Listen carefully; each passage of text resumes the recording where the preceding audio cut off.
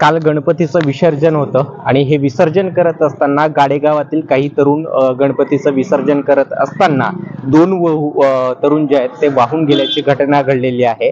गाडेगावातील काही ग्रामस्थ माझ्यासोबत आहेत। नेमकी घटना काय होती, काय नेमकं घडलं? घटना या ठिकाणी गावातला सार्वजनिक गणपती होता आणि तो गणपती विसर्जन करण्यासाठी युवक आले होते आणि दोन युवक हे गणपती विसर्जन करत असता वेळेस त्यांना पाण्याचा कुठेतरी अंत लागला नाही आणि त्या ठिकाणी ते वाहून गेले। आतापर्यंत ते कुठेही भेटले नाहीत, त्यांचा शोध सुरू आहे। या ठिकाणी प्रशासन त्या शोधाचा घेत आहे, प्रशासन या ठिकाणी उपलब्ध आहे, परंतु शोध लवकरात लवकर लागला पाहिजे ही आमची ग्रामस्थानाची मागणी आहे। काय कोणते अधिकारी वगैरे या ठिकाणी येऊन या ठिकाणी प्रशासनाचे SDM खिलार साहेब आलते आणि आपले हे पण आलते, 2-3 जण आलते आणि या ठिकाणी बरेच जण येऊन भेट दिलेले आहेत।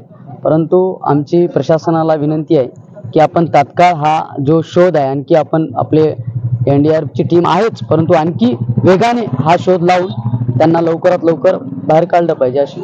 एकंदर काय वय होतं तरुणांचं? एकाचं नाव होतं योगेश गोविंदराव उबाळे, त्याचं वय होतं 19 आणि दुसऱ्याचं बालाजी कैलास उबाळे, त्याचं वय होतं 20 असे दोन तरुण होते।